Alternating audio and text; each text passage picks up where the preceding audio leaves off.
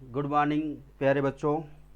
आइए हम लोग सेशन से जुड़ते हैं और एग्ज़ाम टाइम एकेडमी आपके लिए नया अवसर लाई है जो सिविक्स का प्रीवियस ईयर के पेपर को सॉल्व कराया जाएगा ये, और आपको नए नए तरह के प्रश्न मिलेंगे। तो सभी सेशन को शेयर करें और अपने मित्रों को भी शेयर करें, अधिक से अधिक लोग जुड़े सेशन को और बेहतर बनाएं। प्यारे बच्चों, आते हैं हम लोग देखते हैं ये जो यहाँ पे दिया गया है ये प्रश्न नंबर 1। राज्य की कार्यपालिका शक्ति किसमें निहित होती है? राज्यपालिका देखते हैं हम लोग है यहाँ पे राज्यपालिका शक्ति। पहले हम लोग प्रश्न को बहुत अच्छे तरह से पढ़ेंगे, ये बहुत अच्छे तरह से इसको हम लोग पढ़ेंगे। ये राज्यपालिका शक्ति किसमें निहित होती है? राज्यपालिका का मतलब ये है बच्चों कि राज्यपालिका शक्ति किसमें निहित होती है, कि यानी कि राज्य की सर्वोच्च शक्तियां किसमें निहित होती है ये। और राज्य में जैसे हमने देखा यहाँ पे ऑप्शन भी दिया गया है, मंत्रिमंडल, मुख्यमंत्री, विधानमंडल और राज्यपाल। प्यारे बच्चों, यहाँ पे दिया गया है ऑप्शन, आप आंसर करेंगे, लेकिन उससे पहले हम लोग देख लिए जो विधानमंडल है ये। और यहाँ पे आंसर की जानने के लिए तो आप जानते हैं, ऐसा नहीं कि आप नहीं पढ़े ये, लेकिन हम लोग थोड़ा सा इसके बारे में और डिस्कशन देंगे। जैसे विधानमंडल होता है तो राज्य विधानमंडल, राज्य विधानमंडल, विधानमंडल, राज्य विधानमंडल के 3 भागों में बांटा गया है और किसी किसी मिलकर के बनता है ये। और यहाँ पे हम लोग देखेंगे राज्य विधानमंडल में पहले क्या होती है? विधानसभा।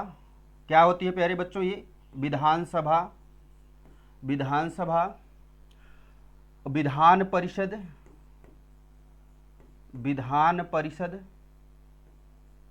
विधान परिषद होती है ये। और उसके बाद राज्यपाल, राज्यपाल। यह तीनों को मिला करके हमारा क्या होता है? राज्य विधानमंडल। और यह देखिए, इसमें हम थोड़ा सा इसमें जानेंगे ये, यहाँ से इस प्रश्न के बारे में ही यहाँ से हमको कई क्वेश्चन मिलेंगे। ये आप देख रहे हैं, यहाँ पे ये लिखा गया क्या है? ये विधानसभा है, विधान परिषद है, राज्यपाल है, ये हैं। और यहाँ पे जो विधानसभा है तो विधानसभा में चुने हुए सदस्य जाते हैं, ये चुने हुए सदस्य जाते हैं, ये चुने हुए सदस्य होते हैं, ये सदस्य हैं ये। और यह जो है इसमें विधायक, विधायक, विधायकों को जनता खुद चुनती है, जनता चुनती है। और राज्य विधानमंडल का एक ये जो दूसरा अंग ये है, यह स्थायी होते हुए भी, स्थायी होते हुए, स्थायी होते हुए, स्थायी होते हुए, होते हुए इसे भंग किया जा सकता है, भंग किया जा सकता है, भंग किया जा सकता है। और जो यहाँ पे राज्यपाल है ये है, तो राज्य की सर्वोच्च शक्तियाँ यानी कार्यपालिका यानी कार्य करने की शक्तियाँ किसमें निहित होती है? तो यहाँ पे हमारा आंसर मिल गया होगा ये। तो सर्वोच्च शक्ति किसमें होती है? राज्यपाल में निहित होती है ये। तो आंसर हमारा यहाँ पे क्या हो जाएगा प्यारे बच्चों? ये आंसर हो जाएगा ये चौथा। तो यानी कि राज्य विधानमंडल की कार्यपालिका की शक्ति किसमें निहित होती है? ये राज्यपाल में निहित होती है। और यहाँ पर हमने देखा कि विधानसभा में, तो विधानसभा में चुने हुए सदस्य जाते हैं, विधायक को जो जनता चुनती है ये। तो जो मुख्यमंत्री होते क्या होते हैं? वरिष्ठता के आधार पर इनको चुनाव होता है ये मुख्यमंत्री के बारे में, कि जो मंत्रिमंडल इनकी बनती है उसमें से चुने हुए सदस्यों को इसमें मुख्यमंत्री बनाया जाता है वरिष्ठता के आधार पर। अगर आप बताएं तो किस किस आधार पर बनाया जाता है मुख्यमंत्री ये? तो पहला क्या हो जाएगा यहाँ पे का मतलब है कि जिसमें से उन्होंने लंबे समय तक मुख्यमंत्री रहा हो या विधायक रहे हों, उनका कार्यकाल ज़्यादा है और उम्र उम्र ज़्यादा होने मतलब उम्र के हिसाब से भी क्या होता है, वरिष्ठता के आधार पर यहाँ मुख्यमंत्री चुना जाता है। अगले प्रश्न पर हम लोग चलेंगे। अगला प्रश्न दिया है संविधान के उद्देशिका।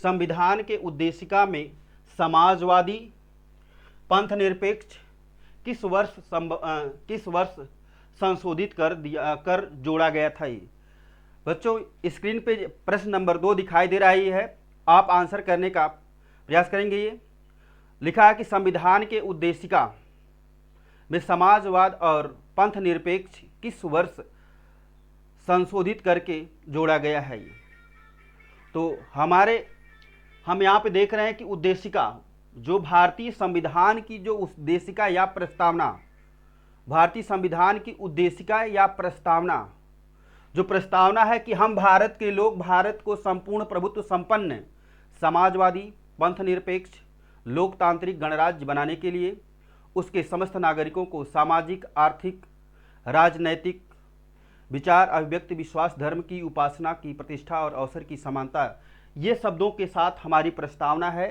प्रस्तावना में ही पूरे संविधान का विचार रखा गया है। ये पूरा संविधान का निचोड़, जैसे बुक जो हमारी किताबें होती हैं उसका निचोड़ इंडेक्स में दिया रहता है, वैसे ही हमारी संविधान का निचोड़ प्रियम्बल में या उद्देशिका में मिला है। तो हम अब तक कई बार ये प्रश्न बना भी है, ये जो लिखा गया है इसके अलावा कि उद्देशिका में, संविधान के उद्देशिका में अब तक कितनी बार संशोधन किया गया है। तो प्यारे बच्चों हम लोग यहाँ पे देखेंगे कितनी बार अब संशोधन हुआ है। ये तो संशोधन की बात है। ये तो डायरेक्ट जो प्रश्न पूछा जाता है कि उद्देशिका में, तो उद्देशिका में केवल एक बार, कितनी बार, केवल एक बार संशोधन किया गया है। एक बार संशोधन किया गया है। तो अब तक उद्देशिका में कितनी बार संशोधन किया गया है? ये केवल एक बार संशोधन किया गया है। और वो कब किया गया है? तो हम लोग देखेंगे कि 42वां संविधान संशोधन, 42वां संविधान संशोधन। एक ही चीज में कई बार हमें प्रश्न मिलते हैं, ये घूम घूम करके। 42वां संविधान संशोधन, 42वां संविधान संशोधन कब हुआ था? ये 1976। तो प्रिय बच्चों यहाँ पे देखेंगे कि 42वां संविधान संशोधन कब किया गया था? 1976 में। और आपका दूसरा प्रश्न इस बनता है कि उद्देशिका में केवल एक बार संशोधन किया गया। तो उद्देशिका में कब, कितनी बार संशोधन किया गया? एक बार संशोधन किया गया है। और 42वां संविधान संशोधन कब किया गया था? 1976 में। और यहाँ पे हम लोग देखेंगे तो 42वां संविधान संशोधन में 3 शब्दों को जोड़ा गया था। यहाँ पे तो 2 शब्द दिए गए हैं, आप स्क्रीन पे देख रहे हैं कि यहाँ पे 2 शब्द दिए गए हैं, लेकिन यहाँ पे 3 शब्द जोड़े गए थे। ये कौन कौन से थे शब्द? ये समाजवादी, आप देख रहे हैं आपके प्रश्न में भी जो नीत है, ये समाजवादी, पंथ निरपेक्ष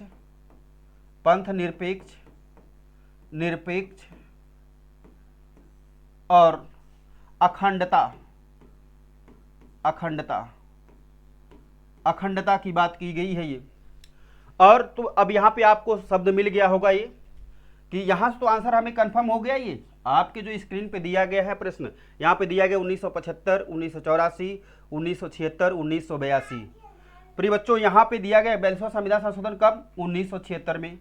और लेकिन यहाँ पे 3 शब्द जोड़े गए थे, एक तो समाजवादी शब्द, एक पंथ निरपेक्ष और अखंडता।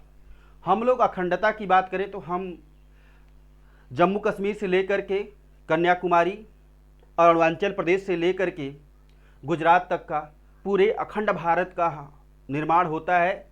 हम लोग भले से ही यूनियन टेरिटरी और राज्य के रूप में एक भारत का या राष्ट्र का निर्माण किए हैं, लेकिन यहाँ पे जो अखंड का मतलब पूरे, अखंडता का मतलब पूरे भारत की बात की गई, चाहे द्वीपीय हो चाहे तटीय क्षेत्र हो, कोई भी हो, यहाँ पे तो अखंडता शब्द लिया गया है। ये तो ये भी जोड़ा गया था। पंथ निरपेक्ष कहा जाता है कि भारत एक क्या है? एक पंथ निरपेक्ष राज्य है। भारत क्या है? एक पंथ निरपेक्ष राज्य है। पंथ निरपेक्ष का मतलब क्या होता है आप बताएंगे? हाँ बोले, कुछ बच्चे बता रहे हैं ये, हाँ बोलिए। तो पंथ निरपेक्ष, जो कि भारत वह राज्य जिसका कोई ना धर्म हो ना कोई पंथ हो, बल्कि सभी धर्मों या पंथों को समान रूप से मानने वाला राज्य, क्या कहलाता है ये? पंथ निरपेक्ष या सेकुलर स्टेट कहलाता है। क्या कहलाता है बच्चों? ये सेकुलर स्टेट। तो आंसर हमारा यहाँ पे क्या हो जाएगा? ये आप देख रहे हैं कि यहाँ पे देखिए, तो कई बार यहाँ पे प्रश्न पूछे गए हैं, मैं आपसे पूछ रहा हूँ, आप बताएं संविधान की जो उद्देशिका में अब तक कितनी बार संशोधन किया गया है? तो आपका आंसर आएगा केवल एक बार। कब किया गया है? 1976 में। किस संविधान संशोधन द्वारा? 42वां संविधान संशोधन। 42वां संविधान संशोधन में कितने शब्दों को जोड़ा गया है बच्चों? तो 3 शब्दों को जोड़ा गया है। कौन कौन शब्द हैं ये? समाजवादी शब्द, पंथ निरपेक्ष, अखंडता, यह 3 शब्द जोड़े गए हैं। तो आपका आंसर कंफर्म हो गया होगा। अगले प्रश्न की तरफ चलेंगे हम लोग। अगला प्रश्न आपकी स्क्रीन पर दिख रहा है, ये है भारत में किस कारण से शासन संघात्मक होता है? तो आपके प्रश्न यहां पे दिख रहे हैं, ये आप प्रश्न देखें और आंसर करें। भारत में किस कारण से शासन संघात्मक है? संघात्मक का मतलब आप समझ रहे हैं, यहां पे दिया गया है भी है।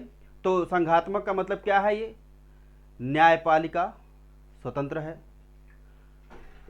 संविधान लिखित है, संविधान में संघ और राज्य के मध्य शक्तियों का वितरण, और मंत्रिमंडल का सामूहिक उत्तरदायित्व। प्रिय बच्चों, ये लग रहा कि सभी आंसर होंगे ये, क्योंकि भारत में एक लोकतांत्रिक देश में तो स्वतंत्र न्यायपालिका भी एक विशेषता होती है, स्वतंत्र न्यायपालिका। और हमारा भारतीय संविधान क्या है? लिखित है। आपको लगेगा कि नहीं ये भी तो हो सकता है, क्यों ये नहीं हो सकता है ये? और आपका दिया है जो चौथा विकल्प दिया है कि मंत्रिमंडल का सामूहिक रूप उत्तरदायित्व। तो मंत्रिमंडल का जो सामूहिक उत्तरदायित्व है ये सिद्धांत, तो सामूहिक का मतलब जो लोकसभा होती है, जो मंत्रिमंडल होती है, वो लोकसभा के प्रति क्या होती है? जवाबदेही होती है, सामूहिक रूप से। तो यहाँ पे जो हमारा आंसर है कि मतलब संघात्मक का मतलब क्या है? संघात्मक का मतलब ये है कि शक्तियों का वितरण का मतलब ये है कि सरकार जो है, जो शासन शक्तियां हैं वो अलग अलग क्या हो? बटी हो। हम प्यारे बच्चों यहीं पे देखेंगे थोड़ा सा क्या है ये जो संघात्मक शक्तियों का वितरण है यहाँ पे कैसे किया गया है यहाँ। तो जैसे हम लोग देखते हैं हमारी जो सरकार है, ये शासन व्यवस्था, जो शासन व्यवस्था है, शासन व्यवस्था जो है ये यहाँ पे, तो शासन व्यवस्था यहाँ पे हम देखें तो शासन व्यवस्था का जो वितरण है ये, तो पहले क्या होती है? केंद्र सरकार होती है, केंद्र सरकार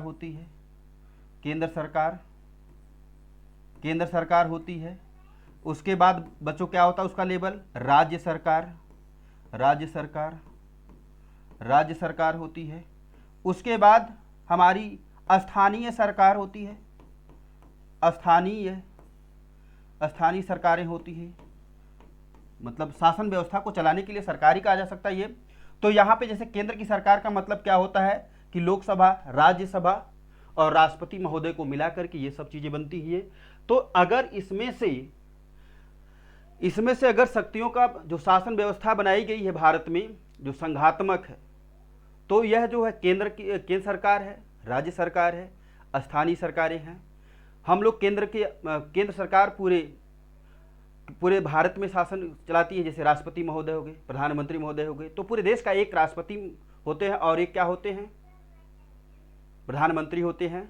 और वैसे ही राज्य में राज्य विधानमंडल जिसका बनाया जाता है, तो राज्य विधानमंडल में हमने अभी जस्ट आपको पहले प्रश्न में ही बताया था कि विधानसभा होती है, विधान परिषद होती है, राज्यपाल महोदय को मिला करके ये राज्य शक्तियाँ बनती हैं कार्यपालिका की।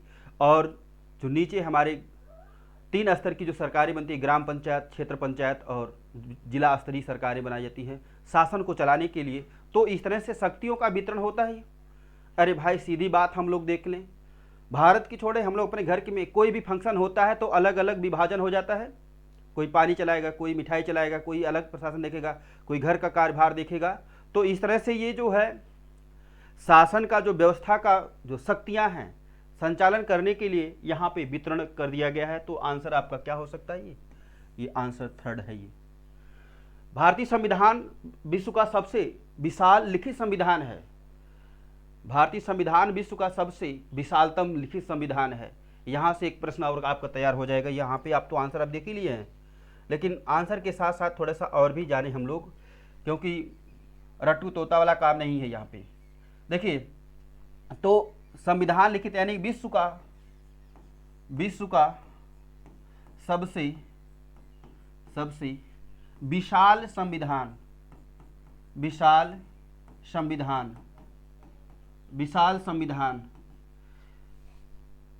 भारत का है। कई देशों के संविधानों के विचार को लिया गया है, उसको एक ही जगह संकलित कर दिया गया है, और वो भी लिखित साक्ष्य के रूप में। इसलिए भारत का जो संविधान है विश्व का सबसे बड़ा संविधान है। यहाँ से कई बार क्वेश्चन पूछा भी गया है। दूसरी चीज, न्यायपालिका स्वतंत्र, यानी कि भारत की जो न्यायपालिका वो स्वतंत्र न्यायपालिका है। भारत की न्यायपालिका कैसी है? न्यायपालिका स्वतंत्र न्यायपालिका। अब उसके लेवल जान ही रहे हैं हम लोग कि पूरे भारत का एक सर्वोच्च न्यायालय होता है जिसको लोग सुप्रीम कोर्ट नई दिल्ली में स्थित है ये। और उसके बाद राज्यों की क्या होती हैं? कई राज्यों को कहीं हम लोग देखते हैं कि कई राज्यों की जो हाई कोर्ट होती है, जो उच्च न्यायालय है, तो वो कई राज्यों की कार्यभार देखते हैं। और इस तरह से राज्य का कार्यभार देखने के लिए हाई कोर्ट है, और निचले सेशन का देखने के लिए सत्र न्यायालय, जिला न्यायालय, और ये सब बनाए गए हैं।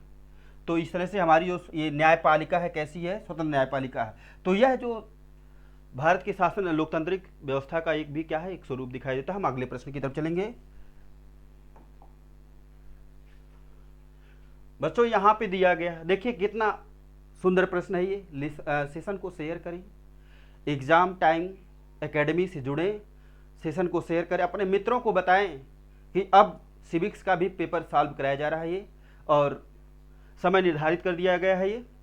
और आपके लिए नए नए प्रश्न जो हैं प्रीवियस ईयर के सारे प्रश्नों को देखा गया। यहाँ पे देखिए और आगे प्रश्न को पढ़िए। देखिए जो दिया है कि मौलिक कर्तव्य को संविधान के किस संशोधन द्वारा सम्मिलित किया गया। बहुत अच्छा ये। तो यहाँ पे जो ऑप्शन दिया है 42वां संविधान संशोधन 1978, 44वां संविधान संशोधन 1984, 48वां संविधान संशोधन 1976 और 42वां संविधान संशोधन 1976। प्रिय बच्चों, यहाँ पे हम लोग देखें तो हम लोगों के पास एनुमुलेशन पावर होना चाहिए।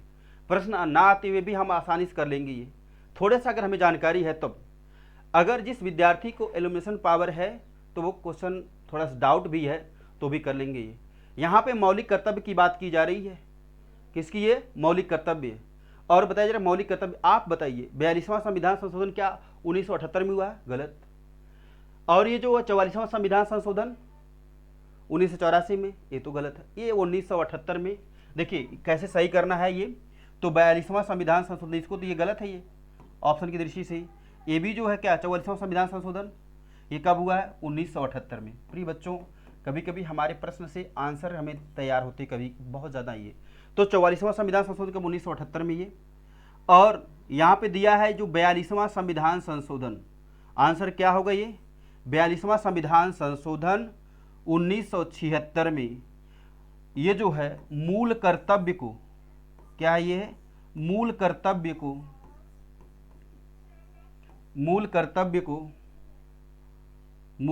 को स्वर्ण सिंह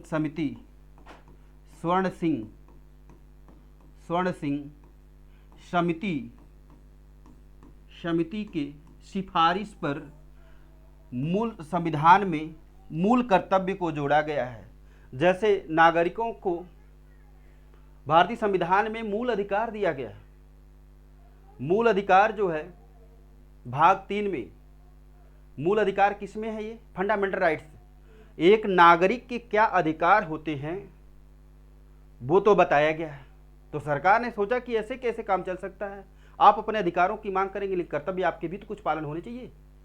तो इसलिए एक समिति बनाई गई थी। ये कब बनाई गई थी? 1976 में। और 42वां संविधान संशोधन द्वारा मूल कर्तव्यों को जोड़ा गया है। मूल कर्तव्यों की जो संख्या है वो कितना है? पहले तो 10 थी, पहले 10 थी, कब? पहले 10 थी ये, पहले 10 थी ये, थी, है ना? कितने थे ये? 10, पहले 10 मूल कर्तव्य थे ये, तो 10 मूल कर्तव्य थे, लेकिन एक का मूल कर्तव्य जो जोड़ा गया है 86वां संविधान संशोधन, 86वां संविधान संशोधन, 86वां संविधान संशोधन 2002 में कब जोड़ा गया है? 86वां संविधान संशोधन 2002 में 6 से 14 वर्ष तक के बच्चों को, कितने वर्ष से? देखिए इसको हम हाईलाइट कर देते हैं, यहां से भी प्रश्न बनता है डायरेक्ट एकदम। 6 से 14 वर्ष तक के बच्चों को, कितने वर्ष तक के बच्चों की? 6 से 14 वर्ष तक के बच्चों को निःशुल्क और अनिवार्य शिक्षा, निःशुल्क एवं अनिवार्य शिक्षा का प्रावधान किया गया है। अनिवार्य शिक्षा का प्रावधान, निःशुल्क। तो ये क्या हो गए? अब जो 2002 के बाद कुल मूल कर्तव्यों की संख्या कितना है, तो यहाँ पे लिखेंगे हम लोग कुल मूल कर्तव्य कितने हो गए? ये 11 हो गए। तो आंसर आपको अगर ये पूछा जाता है कि कुल मूल कर्तव्यों की संख्या कितना है, तो 11। मूल कर्तव्य किस समिति के आधार पर जोड़ा गया है? तो स्वर्ण सिंह समिति। कब जोड़ा गया है? 42वां संविधान संशोधन, कब? 1976 में। आइए हम लोग अगले प्रश्न की तरफ चलते हैं। देखें, कह रहा है यहां पे जेल सुधार किस राजनीतिक विचारक ने दिया था विचार? ये जेल सुधार, बच्चों हमें ये बहुत ये चीजें हैं कि यहाँ पे देखिए ऑप्शन भी दिया है, प्लेटो, बेंथम, अरस्तु और रूसो। तो यहाँ पे अब देखिए जेल सुधार, तो जेल सुधार जो बंदी गृह में कौन था ये? हाई प्लेटो थे? नहीं। हाई अरस्तु थे? नहीं। आई कौन? रूसो? नहीं। कौन थे ये? बेंथम। यहाँ पे तो आंसर आप जान ही रहे हैं, आंसर क्या होगा? ये आंसर तो बेंथम हो जाएगा। जेल सुधार राजनीतिक विचारक किससे थे? बेंथम थे ये। और बेंथम का एक कई बार प्रश्न पूछा गया है, और वो प्रश्न क्या है?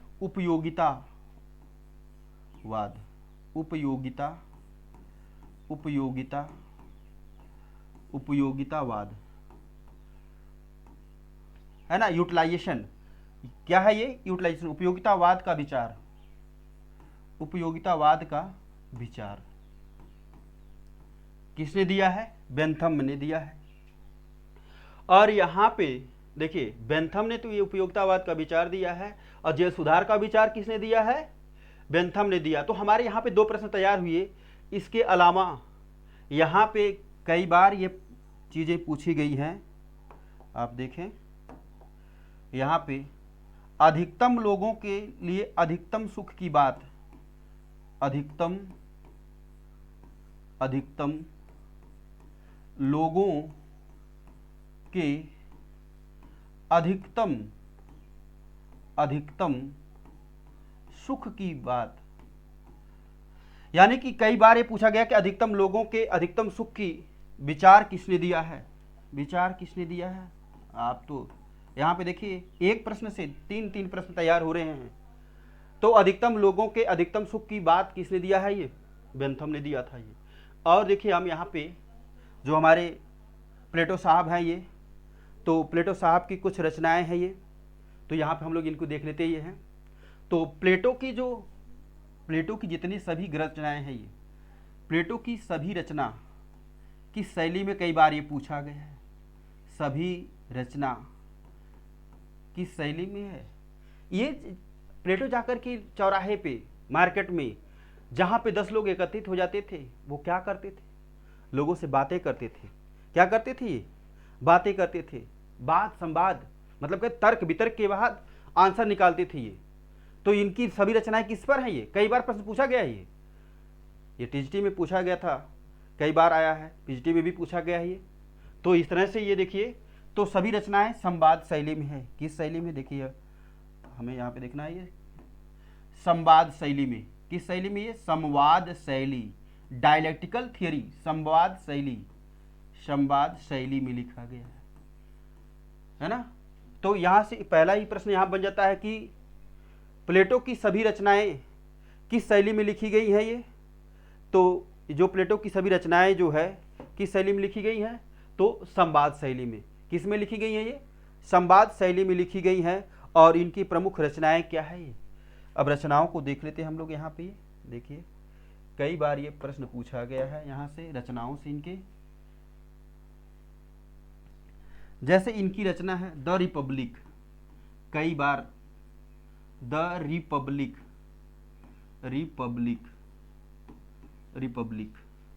है ना। क्या है रचना इनकी? The Republic. और ये एक रचना इनकी है द लाजमैन, द स्टेटमैन,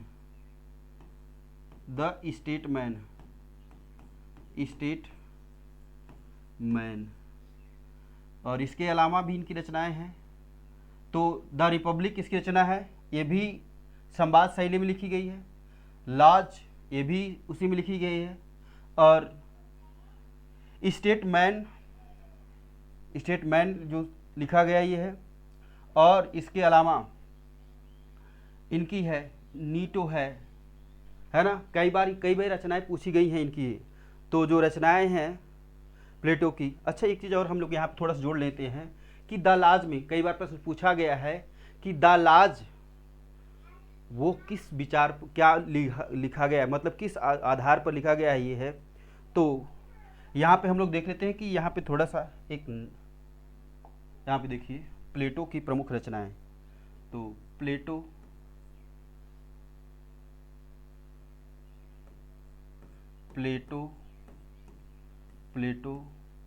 की प्रमुख रचना, हाँ ठीक है, प्रमुख रचना, प्लेटो की प्रमुख रचना अभी हमने आपको बताया था द रिपब्लिक,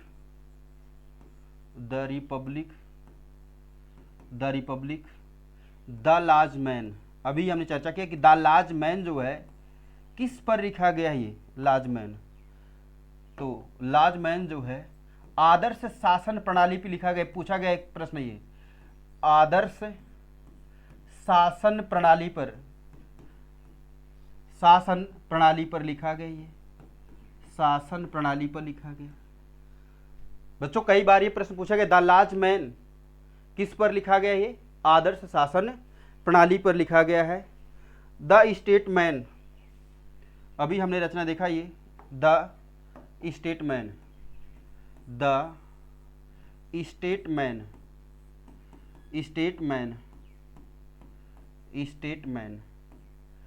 स्टेटमैन में क्या लिखा गया? ये भाई कहा जाता ना कि ये वहाँ के लोग पहले बहुत बुद्धिमान थे। विधि के शासन की बात, मतलब विधि का जो उल्लेख है, ये विधि के शासन की बात कही गई है। विधि मतलब कानून, क्या? कानून, विधि या कानून के शासन प्रणाली के बारे में बताया गया है।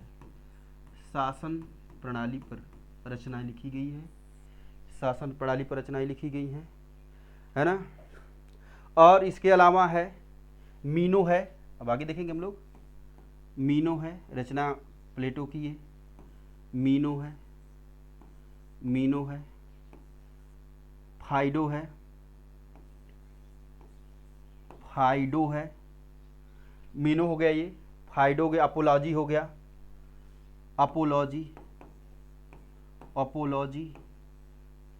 अपोलॉजी, जॉर्जियस,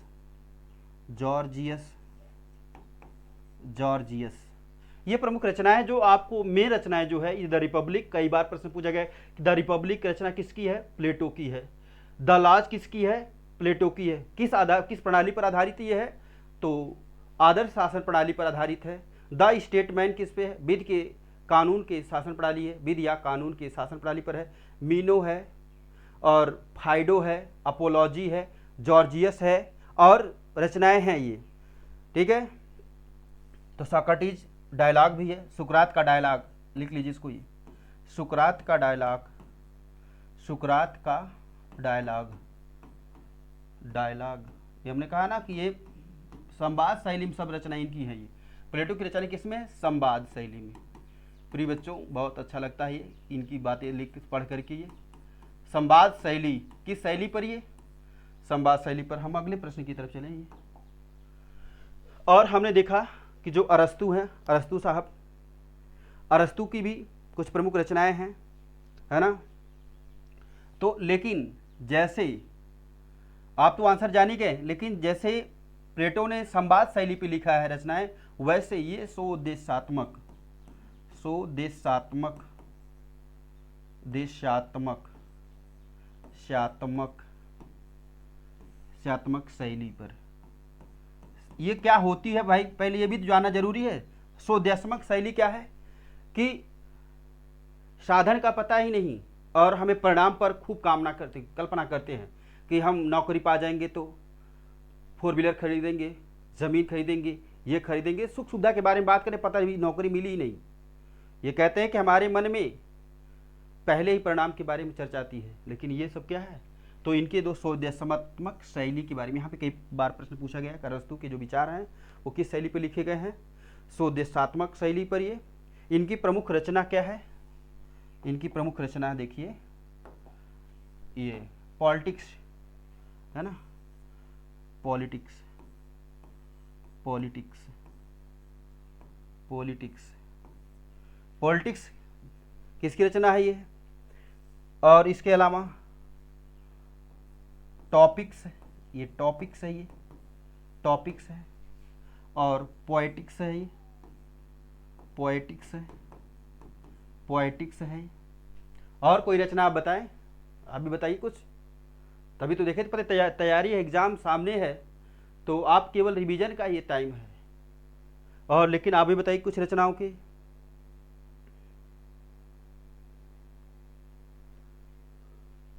ठीक है, तो इतनी रहने देते हम लोग यहीं पे, इतनी रचनाएं ये है। और आप देखिए रूसो के बारे में, कई बार रूसो की जो रचना है द सोशल कॉन्ट्रैक्ट, द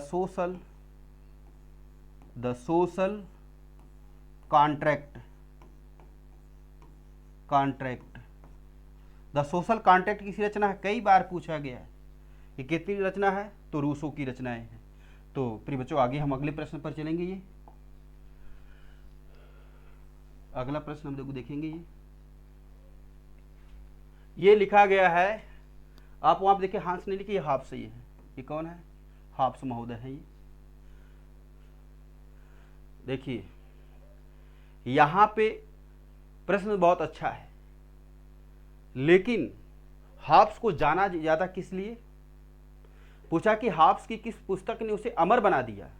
और यहां पे अलग नहीं है, हाफ्स की सभी रचनाएं यहां पे दिया गया। ये जो हाफ्स की पुस्तकें हैं, हाफ्स की पुस्तक यहाँ पे आप देख रहे हैं कि डी कारपोरा, पॉलिटिक, द शिव और लेबियाथन, किसी में से मतलब किसी ने भी नहीं, मतलब इसमें से कोई नहीं। ये कह रहा है इसमें से कोई नहीं, किसी भी नहीं। यहाँ पे क्या हो जाएगा, काट देते हम लोग इसको, कोई भी नहीं, मिस प्रिंट है ये, है ना, कोई भी नहीं, कोई भी नहीं, है ना। तो यहाँ पे देखिए अमर का मतलब जो सबसे ज्यादा प्रसिद्धि कौन सी रचना लाई है? ये आंसर क्या होगा? लेबियाथन। लेबियाथन कब लिखा गया? 1651 में।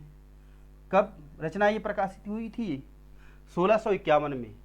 तो हाफ्स की कौन सी पुस्तक ने उसे अमर बना दिया? अब मैं पूछ रहा हूं आपसे कि इसमें से ये जो दोनों रचनाएं हैं किस भाषा में लिखी गई हैं? कौन? डी कारपोरा, पॉलिटिक्स, और ये द शिवे, द शिवे। तो बताइए, तो यहाँ पे देखिए ये कब लिखी गई है, और यहाँ पे हम लोग ये देखिए, तो द शिवे कब लिखी गई है, डी कारपोरा पॉलिटिक्स कब लिखी गई है? ये डी कारपोरा है ना। तो द शिवे जो है ये 1642 में, और द कारपोरे पॉलिटिक्स, कारपोरे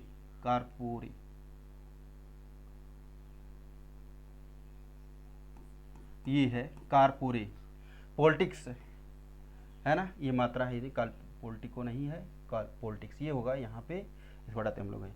और यह जो है देखिए, यह कब लिखी गई रचना, ये 1655 में कब लिखी गई है। अब हमने आपसे एक क्वेश्चन भाई पूछा था, तो यहाँ पे ये जो दोनों रचनाएं हैं ये किस भाषा में, लिख लीजिए लैटिन भाषा में। किस भाषा में, ये लैटिन भाषा में लिखी गई है। किस भाषा में लिखी गई है, ये लैटिन भाषा में। प्रिय बच्चों, यहाँ पे हम लोग देखिए कि हॉब्स की पुस्तक, उसे कई बार आप पढ़े कि लेवियाथन में हॉब्स लिखा कि लेवियाथन का सर क्या हुआ, कटा हुआ है। इसका मतलब क्या है, इसका पूरा ऊपर का हिस्सा नहीं पता। कटा हुआ का मतलब इसके विचारों के कुछ अलग है ये। तो कई बार ये पूछा गया कि लेवियाथन कब प्रकाशित की गई थी, तो 1651 में। दूसरा प्रश्न यहीं पे दसीवे 1642 में, द कारपोरा पॉलिटिक ये 1655 में। ये दोनों किस रचना में लिखी गई हैं, ये लैटिन भाषा में। लेकिन यहाँ पे हम लोग देखेंगे the element of law, the element of law, the element of law, element of law, the element of law, the element of law ये जो है 1640 में लिखी गई रचना ये। और इनकी जो है कौन सी, ये द एलिमेंट ऑफ लॉ 1640 में। और इनकी जो है natural and politics, natural and politics, यह रूसो की प्रथम रचना है। लिख लीजिए इसको, ये प्रथम रचनाएं हैं, ये प्रथम रचना है। तो आपके कई प्रश्न यहां से बने ये कि डी कारपोरे भी हॉब्स की है, डी सीवे भी किसकी है, हॉब्स की है, लेवियाथन, लेकिन सबसे अमर रचना कौन सी है, तो लेवियाथन है। कब, 1651 में। The element of the law 1640 में, और नेचुरल एंड पॉलिटिक्स ये रूसो की पहली रचना है। अगले प्रश्न की तरफ हम चलेंगे। लॉक ने कितनी पुस्तक लिखी री भाई, देखिए बहुत अच्छा प्रश्न ये है। जो लॉक की रचनाएं हैं ये, है ना, और लॉक की जो रचना है, तो आप बताइए, आंसर करिए ना। देखिए स्क्रीन में दिख रहा, जो लॉक की रचना है कितना है ये, तो लॉक की जो रचनाएं हैं दिया है ऑप्शन में 35, 15, 25 और 45 है ये। तो जो लॉक की रचनाएं, कुल रचनाओं की संख्या कितना है, ये 35 है। लेकिन लॉक की जो प्रमुख रचना जो पूछा जाता है वो कौन सी है, टू ट्रिटीज ऑफ गवर्नमेंट। ये बहुत फेमस रचना है लॉक की, टू ट्रिटीज ऑफ गवर्नमेंट, क्या पढ़ते हैं इसको हम लोग, गवर्नमेंट। ये देखिए, तो जो लॉक की बहुत फेमस रचना है। देखिए सिलेक्शन बहुत ज़रूरी है कि जब आपका डेडिकेशन होगा तभी, बिना डेडिकेशन के नौकरी नहीं। और लगन में अगर मगन है तो फिर नौकरी अपने दूर रास्ता पे जाएगी। ये लगन छोड़िए, लगन दूसरी लगाइए, नौकरी कीजिए, है ना। तो यहाँ पे हम लोग देख रहे हैं कि लॉक की कुल कितनी रचना है, ये 35 रचनाओं ने, उन्होंने कितनी रचनाएं लिखी हैं पुस्तकें, ये 35 रचनाएं। जिसमें जो बहुत फेमस, कई बार एग्जाम में आप पूछोगे, देख लीजिएगा, ये टू ट्रिटीज ऑफ गवर्नमेंट। इसके अलावा भी इनकी प्रमुख पुस्तकें हैं, सहिष्णुता पर पहला पत्र, सहिष्णुता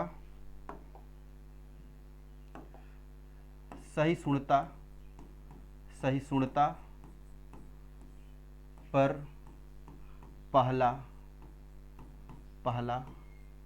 पत्र, और सहिष्णुता पे पहला, दूसरा, तीसरा, ये चौथा, इनकी कई पत्र आए ये। तो सहिष्णुता पे पहला पत्र जो है वो कब प्रकाशित हुआ था, 1689 में। कब हुआ था ये, 1689 में। और वहीं पे देखेंगे शासन के दो निबंध, शासन पर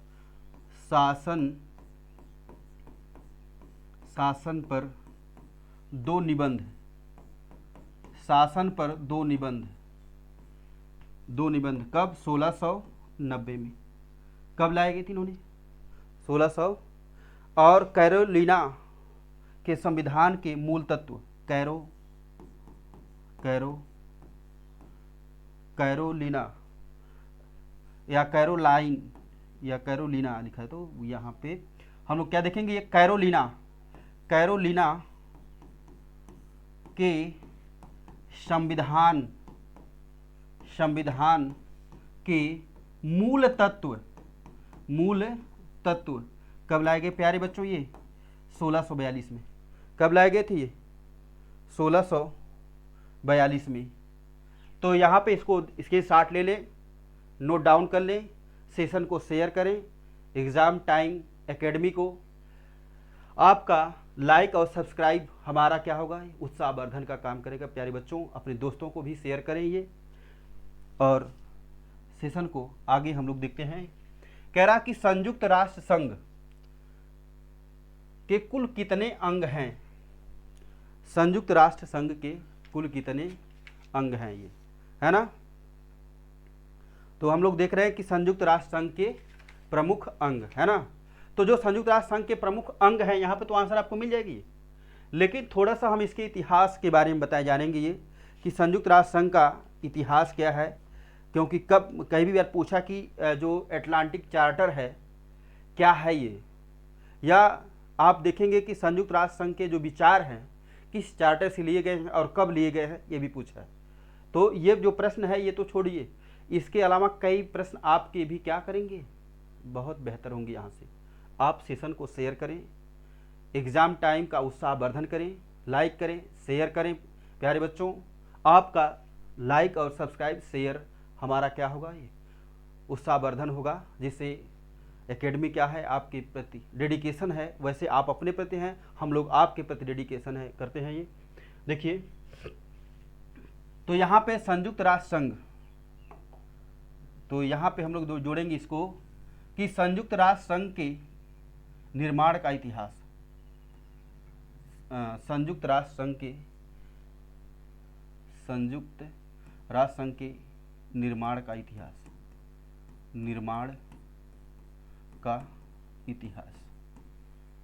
कई बार ये पूछा गया है कि संयुक्त राष्ट्र संघ के निर्माण का इतिहास का मतलब ये है कि यह जो है किसके द्वारा स्थापित किया गया ये। तो यहाँ पे हम लोग देखेंगे अटलांटिक चार्टर।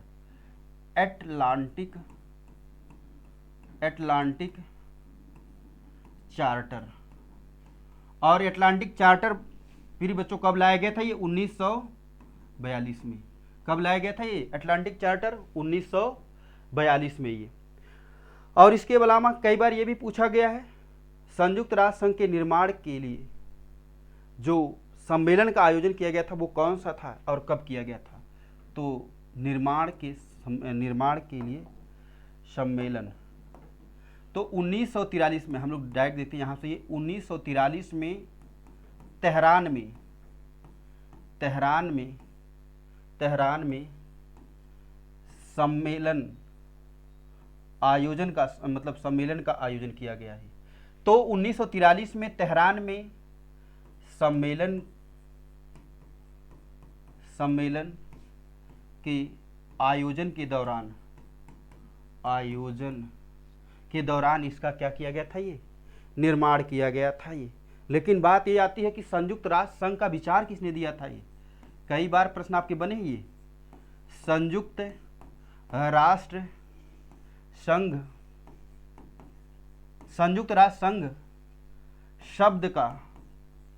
शब्द का प्रयोग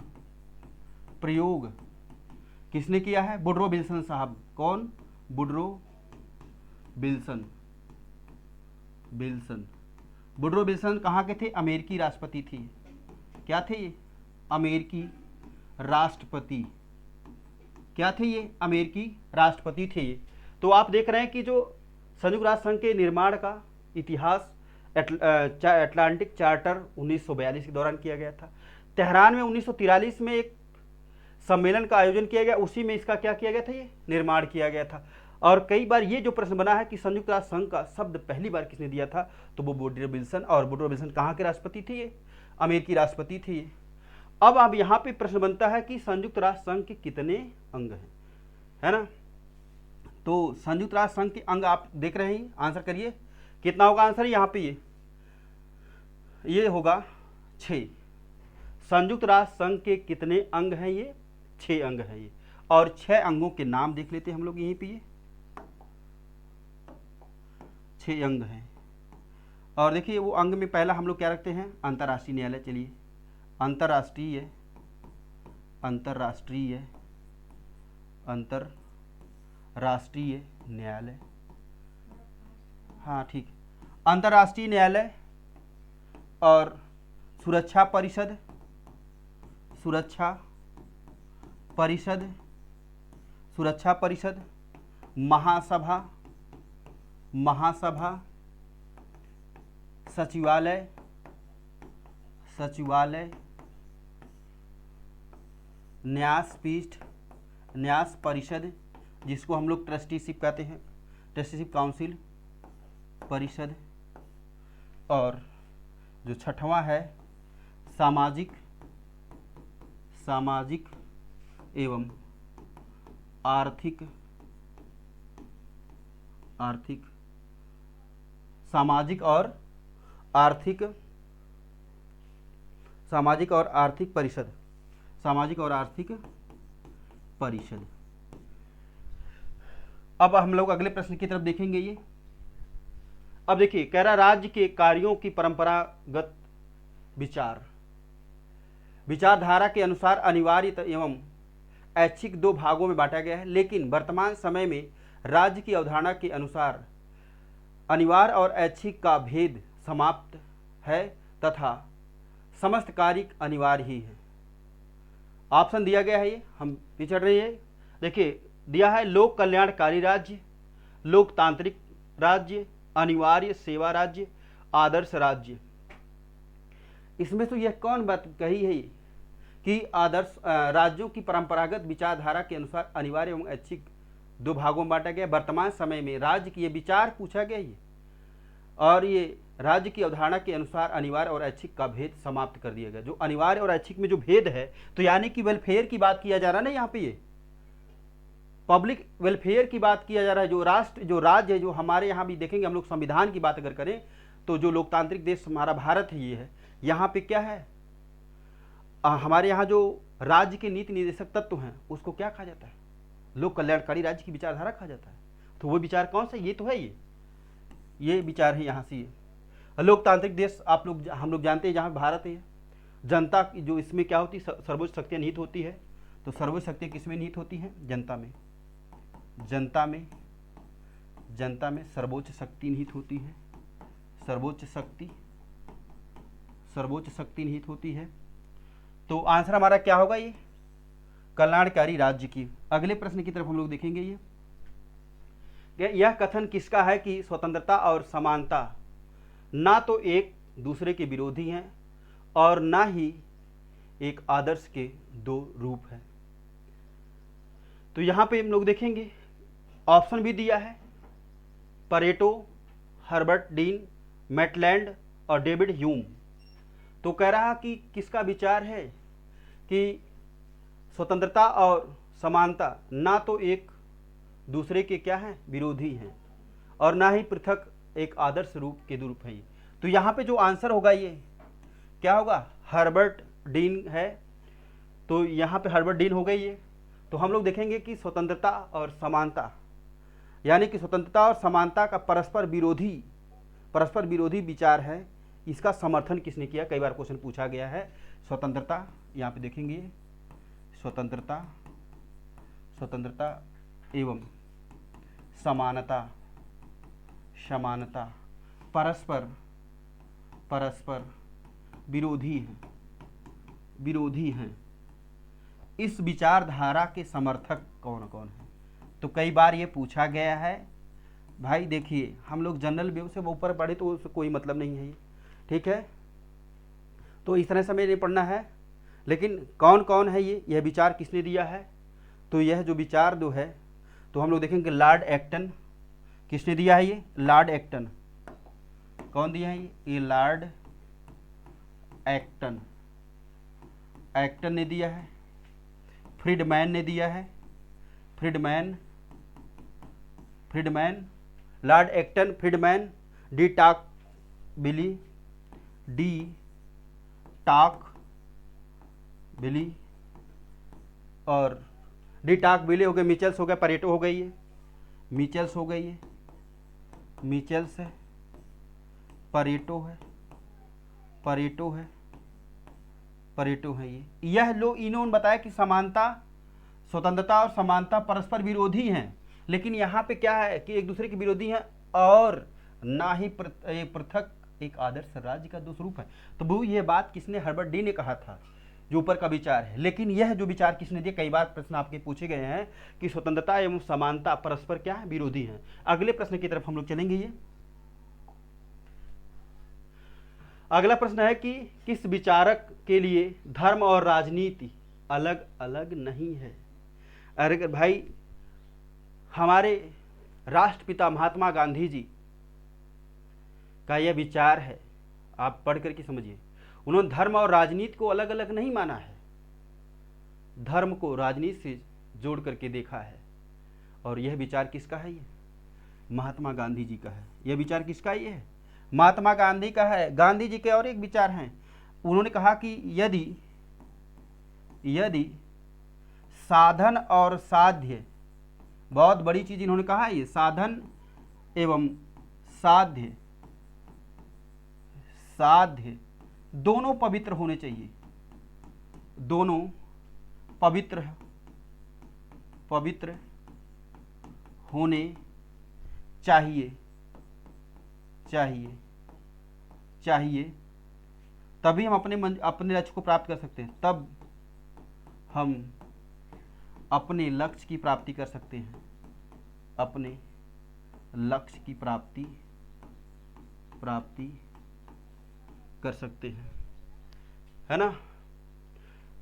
तो यहाँ पे विनोबा भावे जी ने एक भूदान आंदोलन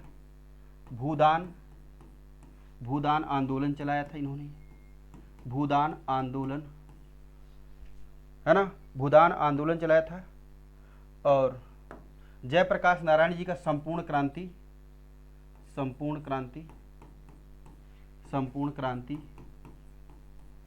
का विचार दिया था ये। और राम मनोहर लोहिया जी की एक रचना कई बार पूछा गया, चौखंभा।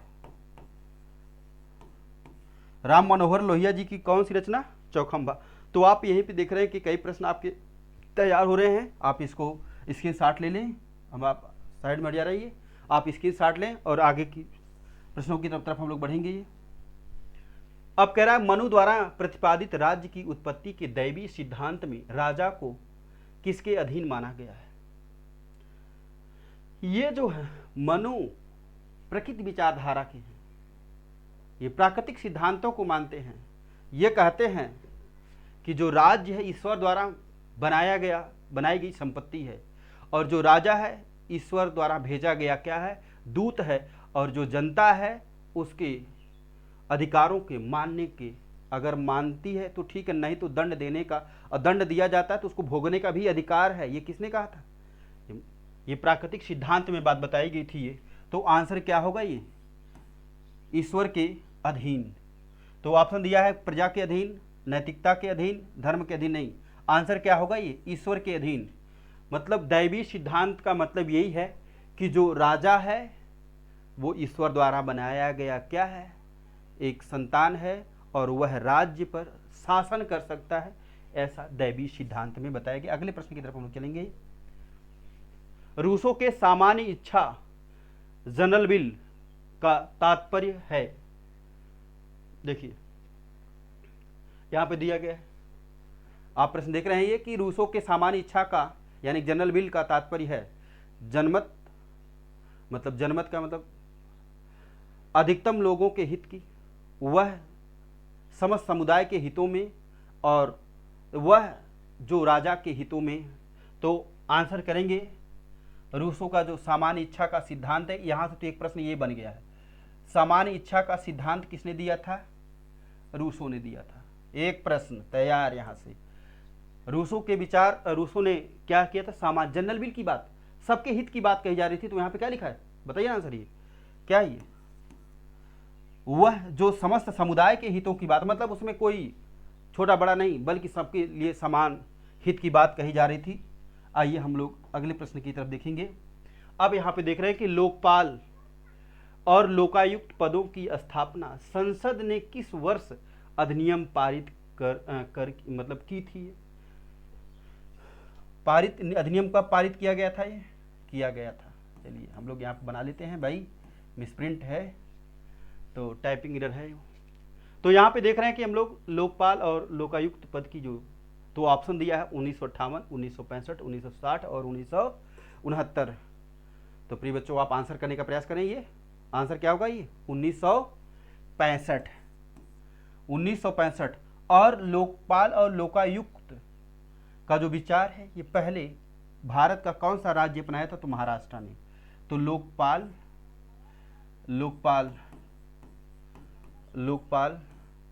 एवं लोकायुक्त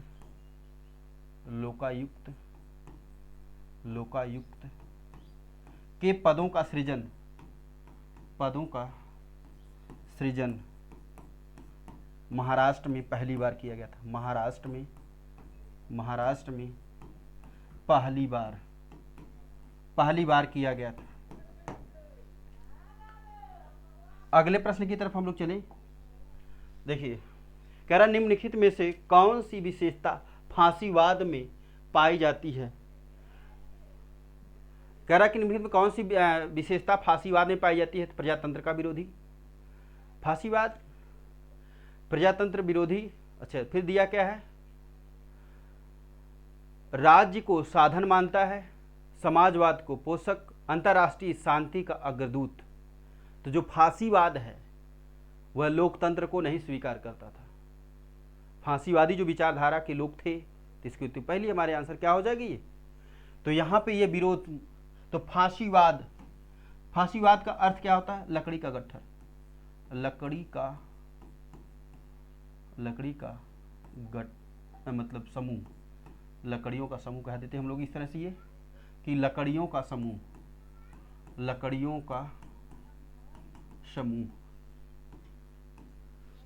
तो यह जो क्या है, किस विचारधारा के विरोधी थे ये लोग, प्रजातंत्र विरोधी थे ये। लेकिन राज्य को साधन मानता, समाजवाद का पोषक, अंतर्राष्ट्रीय शांति का अग्रदूत, ये तो विचारधारा है। लेकिन यहाँ पे जो हमारा आंसर होगा क्या होगा, ये प्रजातंत्र विरोधी। अगले प्रश्न की तरफ हम लोग चलेंगे। कह रहा है राजनैतिक सिद्धांत को नागरिकों के व्यक्तिगत जीवन में न्यूनतम हस्तक्षेप उसे क्या कहते हैं। मतलब कह रहा है कि जो यह विचारधारा है, यह विचारधारा क्या बता रही है, यहाँ पर हम लोग देखेंगे कि जो राजनैतिक सिद्धांत है, जो राजनैतिक विचारक जो सिद्धांत दिए गए हैं, जो नागरिकों के व्यक्तिगत जीवन में न्यूनतम हस्तक्षेप मतलब बहुत कम से कम हस्तक्षेप करें, तो उसको हम लोग क्या कहते हैं, उस विचारधारा को हम लोग क्या बोलते हैं, व्यक्तिवाद कहा जाता है। व्यक्तिवादी विचारधारा है ना। तो व्यक्तिवादी विचारधारा यहाँ पे देखेंगे तो यहाँ पे दिया है लेसस फेयर, व्यक्तिवाद, यूटिलिज्म और इंटरप्रेन्योरशिप। तो यहाँ पे जो आंसर होगा ये क्या होगा, ये व्यक्तिवाद, यानी कि व्यक्तिवादी विचारक ये मानते हैं कि राजनैतिक जो सिद्धांत है वह व्यक्ति के जीवन में क्या करे, कम से कम हस्तक्षेप किया जाए, ये है ना। तो कम से कम हस्तक्षेप करने वाले। और यहाँ पे कई बार प्रश्न पूछा जाता है कि व्यक्तिवाद के समर्थक कौन कौन से थे लोग। देखिए हम लोग यहाँ पे देखते हैं व्यक्तिवाद के समर्थक। तो व्यक्तिवादी विचारधारा के जो समर्थक कौन कौन से हैं, ये तो बेंथम है, हर्बर्ट स्पेंसर हैं, ये हर्बर्ट स्पेंसर हैं ये, है ना। बेंथम हो गए, एडम स्मिथ साहब हैं ये, एडम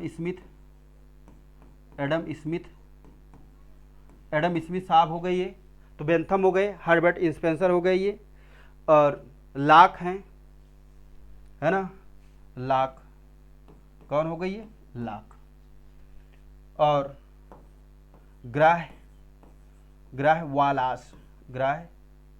ग्राहवालास। ये देखिए यही से हम एक चीज और कंफर्म कर दे रहे हैं कि आधुनिक व्यक्तिवाद के जनक किसे माना जाता है, आधुनिक व्यक्तिवाद, व्यक्तिवाद, आधुनिक व्यक्तिवाद के जनक किसे माना जाता है ये? तो आधुनिक व्यक्तिवाद के प्रणेता या जनक किसे माना जाता है? तो ये कहा जाता है कि इनको माना जाता है, ये ग्राह वालास को माना जाता है। और यह क्या होता है? लेसस फेयर का अर्थ होता है कि व्यक्ति को अकेला छोड़ दो। क्या इसका अर्थ होता है? व्यक्ति को अकेला छोड़ दो, ये होता है इसका अर्थ। व्यक्ति को अकेला छोड़ दो,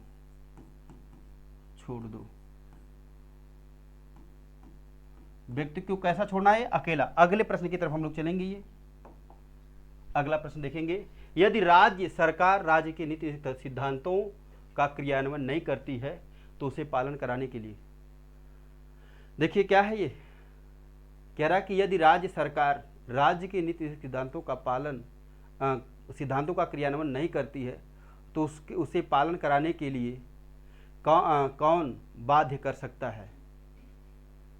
कि भारत का सर्वोच्च न्यायालय, मतदाता और संसद, विपक्ष। तो यहाँ पे विपक्ष तो नहीं होगा ये, और राज्य के नीति निर्देशक की मामला की बात है ये, तो संसद यहाँ पे क्या कर सकती है ये? तो संसद जो है यहाँ पे संसद सीधा बोलेगी कि आप क्या है ये, कि यदि राज्य के नीति सिद्धांतों का क्रियान्वयन नहीं करती है तो उसे पालन कराने के लिए संसद क्या कर सकती है? बाध्य कर सकती है ये। अगले प्रश्न की तरफ हम लोग चलेंगे। ये अगला प्रश्न, पंडित जवाहरलाल नेहरू किस वर्ष होम रूल लीग के सचिव बने? ये है ना। तो अब यहाँ पे हम लोग देख रहे हैं कि ऑप्शन जो दिया है 1918, 1912, 1916 और 1921।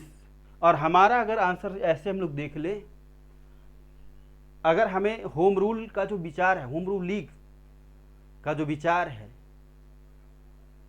ये किस देश से लिया गया है और कौन लाए थे? एक क्वेश्चन कई बार पूछा गया ये कि होम रूल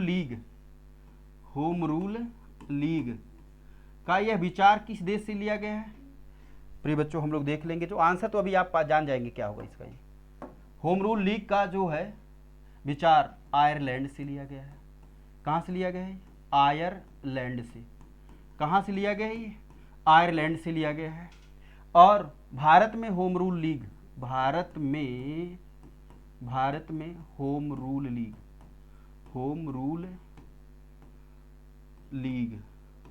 भारत में होम रूल लीग, तो यह जो है भारत में होम रूल लीग किसने लाया? तो यह यहाँ पे लाने वाले दो लोग, और दोनों लोगों की रचनाएं अपने इन्होंने रचनाओं में प्रचार प्रसार में लगाया। एक तो श्रीमती एनी बेसेंट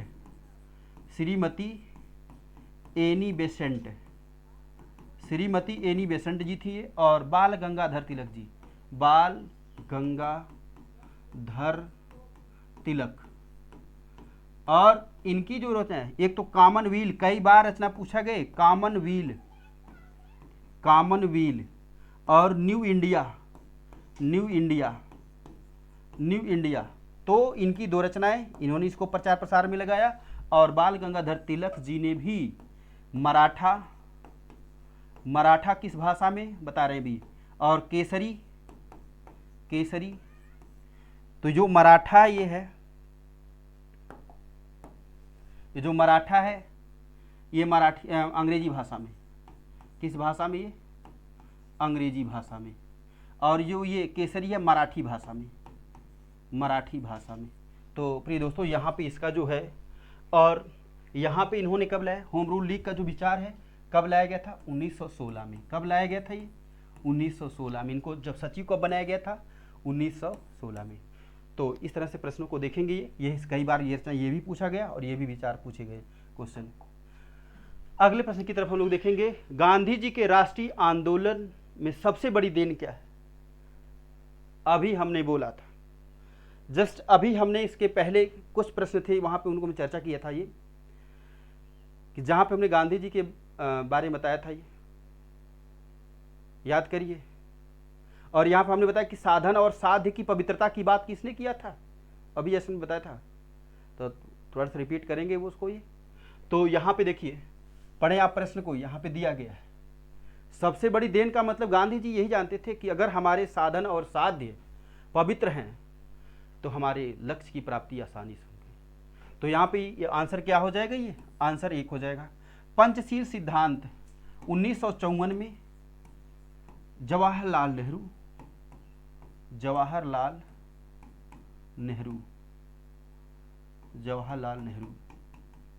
नेहरू के विचार।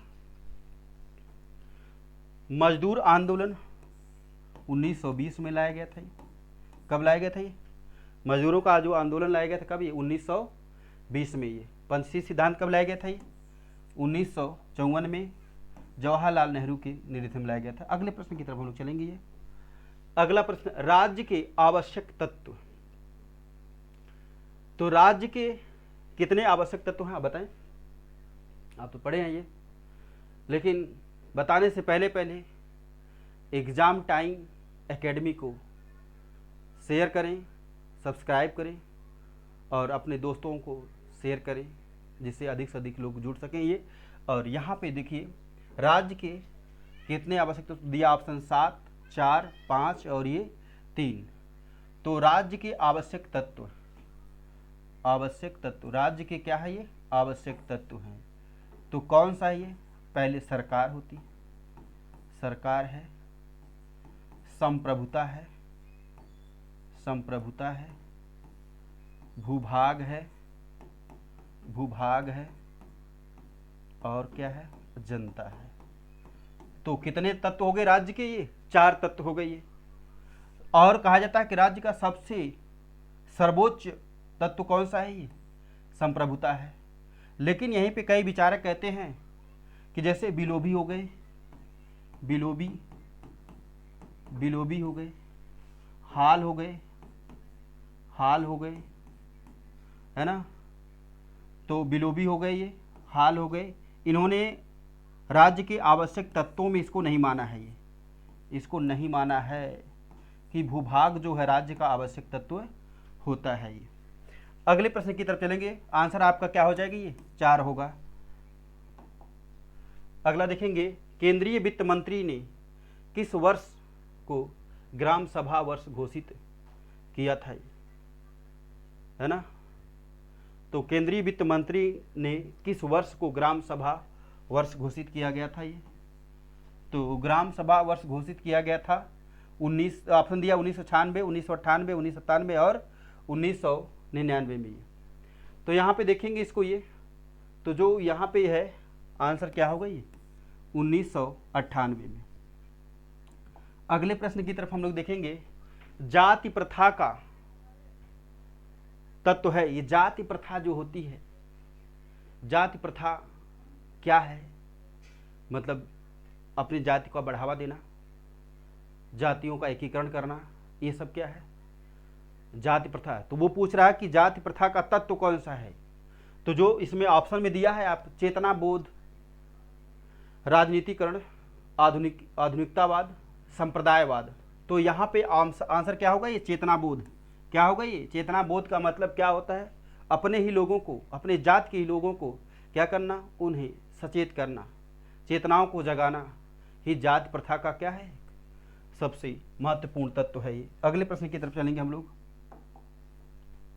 अगला प्रश्न कह रहा है, इन तत्वों में से कौन सा तत्व मौलिक अधिकार के अंतर्गत आता है, राज्य के नीति निर्देशक तत्व के अंतर्गत नहीं आता है? देखिए बहुत अच्छा प्रश्न ये है। आप देखें, ये हमारा जो राज्य के नीति, अच्छा पहले ये देखिए, हमें यहाँ से अगर प्रश्न की बात करें तो यहाँ पे देखिए ये जो है प्रश्न, मौलिक अधिकार जो यानी कि मूल अधिकार भाग 3, क्या ये है? भाग 3। और नीति निर्देशक तत्व, राज्य के नीति निर्देशक तत्व कौन सा ये है? भाग 4। और ये क्या होता है? यह होता है 12 से 35, अनुच्छेद 12 से 35। अनुच्छेद कितना होता है प्रिय बच्चों? ये 12 से 34। और ये क्या होता है? 36 से 51 अनुच्छेद। और यहाँ पे दिया है कि समान कार्य के लिए समान वेतन, मतलब महिला पुरुष में अंतर नहीं, चाहे महिला हो चाहे पुरुष हो, अगर वो कार्य वही करते हैं तो उनको भी समान वेतन दिया जाए। ये अनुच्छेद 39 का की बात करा है। सरकारी नौकरियों में योग्यता के आधार पर समानता, का अवसर, ये भी है ना। और कह रहा है कि बेकारी जीवन भत्ता, निःशुल्क प्राथमिक शिक्षा की व्यवस्था। तो ऑप्शन यहाँ पूछ रहा है कि राज्य के नीति निर्देशक तत्वों के अंतर्गत नहीं आता है, तो बेकारी जीवन भत्ता कहाँ पे है?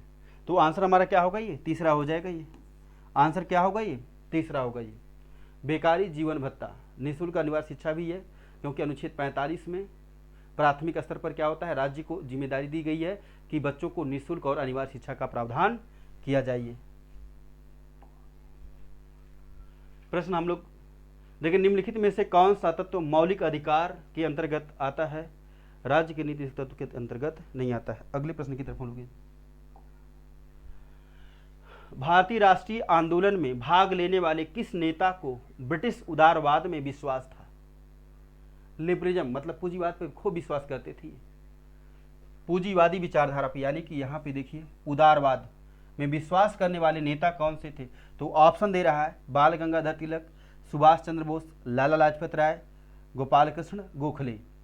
प्रिय बच्चों, आंसर तो हमारा क्या हो जाएगा? ये गोपाल कृष्ण गोखले। और महाराष्ट्र के सुकरात, महाराष्ट्र के सुकरात, महाराष्ट्र के सुकरात कौन, किसे कहा जाता है? गोपाल कृष्ण गोखले को।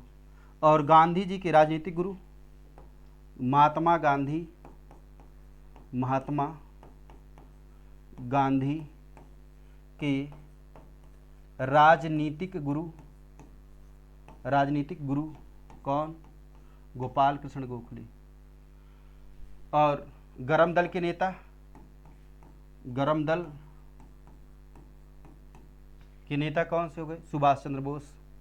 और नेताजी सुभाष चंद्र बोस फॉरवर्ड ब्लॉक की स्थापना, फॉरवर्ड ब्लॉक की स्थापना तो की स्थापना किसने किया था? ये तो सुभाष चंद्र बोस जी। आंसर क्या होगा? ये गोपाल कृष्ण गोखले। अगले प्रश्न की तरफ हम लोग देखेंगे, ओम्बुड्स की अवधारणा निम्नलिखित में से किससे संबंधित है? ओम्बुड्समैन ऑफ इंडिया किसे कहा जाता है? अन्ना हजारे को। ओम्बुड्समैन ऑफ इंडिया, ओम्बुड्समैन की जो अवधारणा है वो अमेरिका से लिया गया है। और यह जो है भारत में ओम्बुड्समैन ऑफ इंडिया किसे कहा जाता है? अन्ना हजारे को। लिख देंगे ये। तो भारत में ombudsman of India Anna Hazare, किसको? अन्ना हजारे को कहा जाता है। और यह अवधारणा निम्नलिखित में से किससे संबंधित है? तो यह अवधारणा लोकपाल और लोकायुक्त से संबंधित है ना। प्रशासनिक अभिकरण ट्रिब्यूनल, तो यहाँ पे ये जो प्रशासनिक तो 249 में दिया गई है। तो हम लोग अगले प्रश्न की तरफ चलेंगे। यहाँ पे ये लोकपाल और लोकायुक्त के, ओम्बुड्समैन ऑफ इंडिया किसे कहते हैं? लोकपाल और लोकायुक्त। अगले प्रश्न की तरफ हम लोग चलेंगे। ये अगला प्रश्न कह रहा है, व्यक्ति का वह अधिकार जो उसे सहज ही प्राप्त होता है, जिससे उसे वंचित नहीं किया जा सकता है और ना ही उसे स्थानांतरित किया जा सकता है। और यहाँ पे जो पूछ रहा है वो किस अधिकार की बात कर रहा है? कि व्यक्ति का वह अधिकार जो सहज ही प्राप्त होता है। आसानी से हमें क्या प्राप्त होती है? स्वतंत्रता? नहीं। राजनीतिक अधिकार? नहीं। सामाजिक अधिकार? आसानी से ताना बाना इतना बुना जाता है। ये जो आसानी से प्राप्त होने वाला अधिकार है, जिसको हम लोग प्राकृतिक अधिकार कहते हैं, वो कौन सा आंसर इसका क्या हो जाएगा? ये प्राकृतिक अधिकार की बात। और प्राकृतिक अधिकार यानी कि प्राण एवं दैहिक स्वतंत्रता, प्राण एवं दैहिक स्वतंत्रता, दैहिक स्वतंत्रता। अब आप समझ रहे हो कौन से अनुच्छेद की हम बात कर रहे हैं? ये अनुच्छेद 21, अनुच्छेद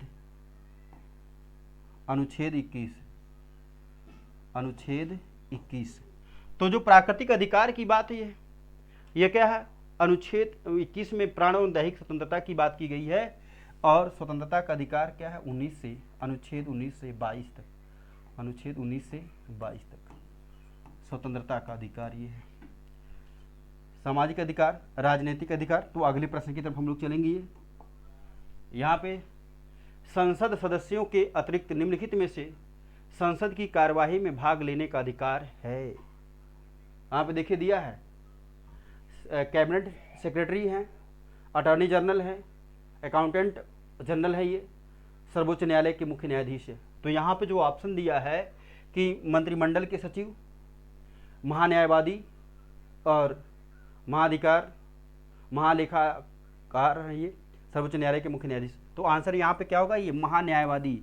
महान्यायवादी जो है संसद के सदस्यों के अतिरिक्त भाग लेने का अधिकार है, बोलने का अधिकार है, लेकिन वोट देने का अधिकार, समर्थन देने का अधिकार नहीं है ये। तो भाग लेने का अधिकार किसको दिया गया है, महान्यायवादी को, ये अटॉर्नी जनरल ऑफ इंडिया, महान्यायवादी को ये अधिकार दिया गया है। प्रथम भारतीय नागरिकता संशोधन अधिनियम कब पारित किया गया है? तो ऑप्शन दिया है 1954, 1955 और 1953 और 1952। तो आंसर क्या हो जाएगा, नागरिकता अधिकार अधिनियम, भारतीय नागरिकता अधिनियम। ये कब लिया गया था? 1955 में। नागरिकता जो है, नागरिकता प्राप्त करने के जो नियम हैं वो कैसे प्राप्त कर सकते हैं ना हम लोग? तो भूमि अर्जन से, भूभाग के अर्जन से या अर्जन से, दूसरा देशीकरण से, तीसरा जन्म से, पंजीकरण से,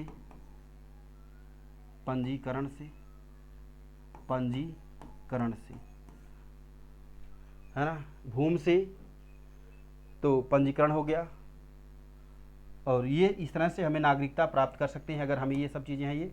और हम अगले प्रश्न की तरफ चलेंगे। ये कह रहा है कि अपनी नीतियों में इन्हें स्थान देंगे, संसदीय सरकार में कार्यपालिका की वास्तविक शक्तियां निहित होती हैं। तो कह रहे हैं कि प्रधानमंत्री दिया ऑप्शन ये, और मंत्रिपरिषद है, संसद है और राष्ट्रपति है ये। तो आंसर क्या हो जाएगी, राष्ट्रपति है ये। संसद के जो 3 अंग हैं ये, तो हम लोग एक लिख लेते हैं सरला। किसको लिख लेते हैं हम लोग हैं ये, सरला। तो अनुच्छेद इसी क्रम से चलेगा ये। तो 79, 80 और 81। तो ये जो संसद में क्या है ये, तो संसद में ये क्रम से अनुच्छेद भी दिया रहता है ये। और संसद के जो हैं अंग है, तो लोकसभा है, लोकसभा,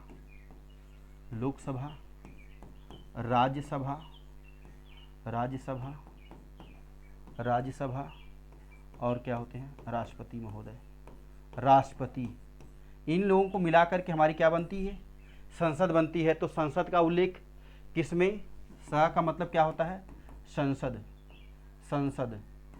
अनुच्छेद 79 में, और राज्यसभा 80 में, और लोकसभा किसमें, 81 में। अगले प्रश्न की तरफ हम लोग चलेंगे। ये कह रही है कि भारतीय संविधान में नीति निर्देशक तत्व किसके लिए है? तो जो नीति निर्देशक तत्व है, राज्य के जो नीति निर्देशक तत्व हैं, है ना, तो जो राज्य के नीति निर्देशक तत्व हैं वो जो बनाए गए क्या है, भारतीय नागरिकों के लिए, उच्चतम न्यायालय के लिए, राष्ट्रपति के लिए, सरकार के लिए। तो भारतीय जो ये राज्य के नीति निर्देशक तत्व हैं, ये क्या होता है, राज्य की जो जिम्मेदारी होती है नागरिकों के प्रति दिखाया जाता है यहाँ पे ये। तो आंसर क्या होगा, ये भारतीय नागरिकों के लिए। अगले प्रश्न की तरफ हम लोग बढ़ेंगे। ये जो अगला कह रहा है कि संघात्मक संविधान, संघात्मक हम अभी पहले भी बता चुके थे। संघात्मक का मतलब क्या होता है, जहाँ पे केंद्र और राज्य की बात की जाती है। संघात्मक का मतलब क्या है, और भारतीय संविधान में किस प्रकार, संघ की बात नहीं की गई, भारतीय संविधान अर्धसंघात्मक है, क्वासी फेडरल है ये।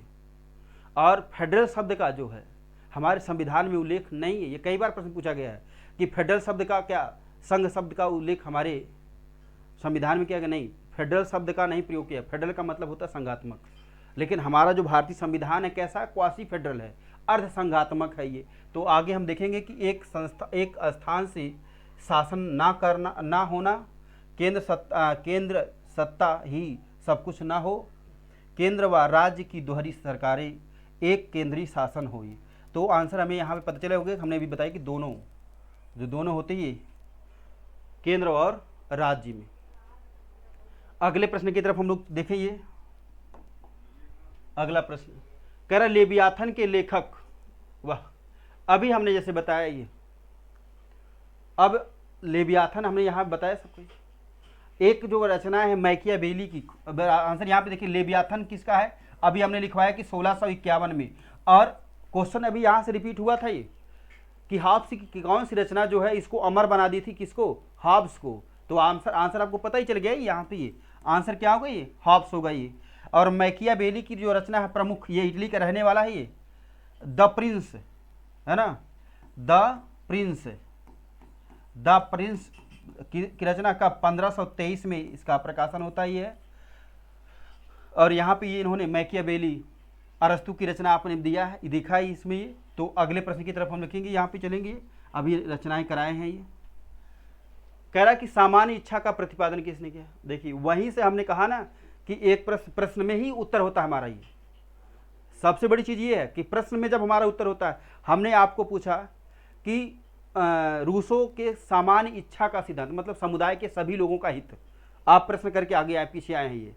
तो यहाँ पे हमें पूछ लिया सीधा सी, देखिए प्रश्न की जनरल बिल, या जनरल बिल की बात किसने किया है यहाँ पे, जनरल बिल की बात कौन कर रहा था, ये रूसो कर रहा था भाई। जनरल बिल की बात कौन कर रहा था, ये रूसो का सामान्य इच्छा का सिद्धांत मतलब समुदाय के सभी लोगों का हित। ये तो आंसर क्या हो जाएगा यहाँ पे, रूसो होगा।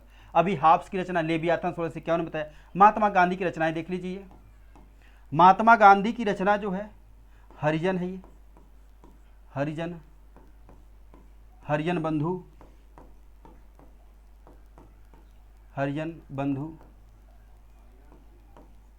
द हरिजन बंधु। और उसके बाद द इंडियन ओपिनियन,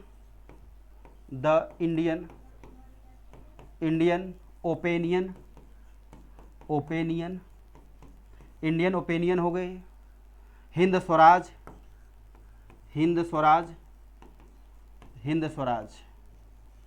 इसको आप लिख लेंगे, देख लेंगे जो आंसर यहाँ पे द्वंदात्मक भौतिकवाद, द्वंदात्मक भौतिकवाद के प्रतिपादक कौन है, ये हीगल महोदय है।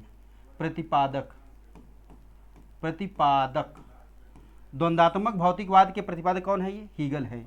तो यहाँ पे हमने देखिए, अब अगले प्रश्न की तरफ चलेंगे हम लोग। ये अंतर्राष्ट्रीय न्यायालय का मुख्यालय है। अंतर्राष्ट्रीय न्यायालय का मुख्यालय जो है कहाँ पे है, और ये आप पहले बताइए, जो अंतर्राष्ट्रीय न्यायालय है यह संयुक्त राष्ट्र संघ का एक अंग है, और संयुक्त राष्ट्र संघ का जो अंग है वो कौन है, अंतर्राष्ट्रीय न्यायालय। अंतर्राष्ट्रीय न्यायालय का मुख्यालय कहाँ पे है, ऊपर दिया गया है ऑप्शन ये। तो न्यूयॉर्क है, वाशिंगटन डीसी है, लंदन में है, हेग में है। तो यहाँ पे हम लोग देखें ये, तो यहाँ पे आंसर क्या होगा, ये द हेग। आंसर क्या होगा, द हेग। द हेग कहाँ पे है, नीदरलैंड में है।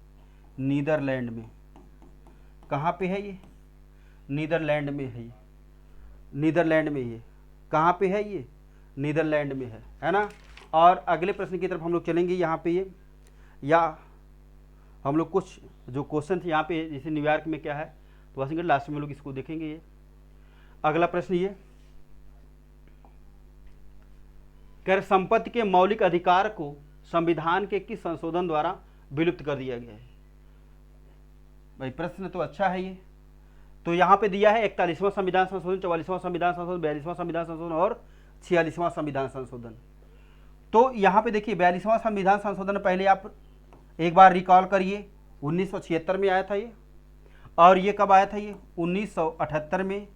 और संपत्ति के अधिकार को अब क्या बना दिया गया है, विधिक अधिकार। मूल अधिकार से हटा करके विधिक अधिकार बनाया गया।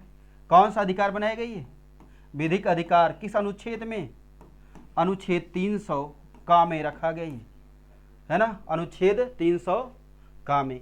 तो आंसर क्या हो जाएगा, ये आंसर थर्ड होगा, 44वां संविधान संशोधन। अगले प्रश्न की तरफ चलेंगे। भारतीय संविधान के अनुसार संसद की बैठक एक साल में कम से कम कितनी बार होनी चाहिए? एक रिक्वायरमेंट का न्यूनतम, यानी कि कितनी बार, कम से कम कितनी, कम से कम 2 बार। ऑप्शन क्या दे रहा है यहाँ पे, 1 बार, 3 बार, 2 बार, 4 बार। तो यहाँ पे जो है भारतीय संविधान के अनुसार संसद की जो बैठक है एक साल में कम से कम कितनी बार होना चाहिए? 2 बार होना चाहिए। कितनी बार होना चाहिए? 2 बार होना चाहिए। निम्नलिखित में से कल्याणकारी राज्य का समर्थक, लीजिए, कल्याणकारी राज्य का समर्थन कौन कर रहे थे? कल्याणकारी राज्य का जो समर्थन है ये जवाहरलाल नेहरू, ऑप्शन दिया लेनिन, जवाहरलाल नेहरू, बेंथम और जेएस मिल। तो यहाँ पे जो जवाहरलाल नेहरू, यहाँ पे ये जो कौन दिए थे, ये जवाहरलाल, निम्नलिखित में से कौन से कल्याणकारी राज्य का समर्थक हैं ये? तो जवाहरलाल नेहरू। अभी हमने सबकी रचनाएं बताई है, ये बार बार उसी को रिपीट करना चाहिए। कह रहा कि लोकप्रिय संप्रभुता किसमें निहित होती है? भाई हम लोग कहाँ पे हैं? भारत क्या है? एक लोकतांत्रिक देश है। लोकतंत्र की शक्ति किसमें निहित होती है? जनता में। किसमें निहित होती है? जनता में निहित होती है। तो लोकप्रिय संप्रभुता मतलब सर्वोच्च शक्ति सरकार को हटाने में और सरकार को बनाने में किसमें निहित होती है? जनता में निहित होती है। लोकप्रिय संप्रभुता किसमें निहित होती है? जनता में निहित होती है। भारत का प्रथम नागरिक कौन है? प्रथम नागरिक कौन है? राष्ट्रपति। प्रथम नागरिक, कई बार क्वेश्चन पूछा गया है, प्रथम नागरिक कौन है? ये राष्ट्रपति महोदय। भारत में संविधान सभा का निर्माण किस योजना के अंतर्गत हुई? देखिए कितना अच्छा सा प्रश्न ये है। एग्जाम टाइम एकेडमी आपके लिए जिस तरह से समर्पित है, आप भी अपने पर समर्पित रहिए। चैनल को शेयर करिए, सब्सक्राइब करिए, अपने दोस्तों को अधिक से अधिक जोड़िए। और यहाँ पे हम लोग देख रहे हैं कि भारतीय संविधान सभा का निर्माण किस योजना के अंतर्गत लाया गया था। ऑप्शन दिया, देखिए हम लोग कभी कभी अंग्रेजी जानते हैं तो हिंदी नहीं, हिंदी जानते तो अंग्रेजी नहीं। देखिए कितना अभी आपको होगा। यहाँ पे कह रहा कि मंत्रिमंडल मिशन, बेबल योजना, राजगोपालाचारी योजना, शिमला सम्मेलन। कितना अच्छा सटीक दिया है यहाँ सर। यहाँ पे सोचिए, यहाँ पे ये क्या दे रहा है ये। अब इसको अगर यहीं पे अगर आपको ये लिख देता कि कैबिनेट मिशन, मंत्रिमंडल का मतलब क्या है? ये कैबिनेट मिशन, कैबिनेट मिशन। यहाँ पे देखिए जो कैबिनेट मिशन लिखता तो आपको आसान हो जाता, लेकिन क्या आयोग हमारे वो डाल चलता है। तो आपको कैसे चलना है? ये पात चलना होगा, तभी तो। ये नहीं, यहाँ पे देखिए मंत्रिमंडल मिशन लिखा है, आप पढ़ेंगे तो कहीं करिए मंत्रिमंडल मिशन हमने कभी पढ़ा ही नहीं है। और कैबिनेट मिशन कब लाया गया था? 1946 में। कब लाया गया था ये? 1946 में। बेबल योजना 1945 में लाई गई थी ये। और शिमला सम्मेलन या शिमला समझौता जिसको जहाँ पर किया गया था 1971 में किया गया था ये। और श्री राजगोपालाचारी योजना ये भी क्या लाई जाती है? 1947 में लाई जाती है।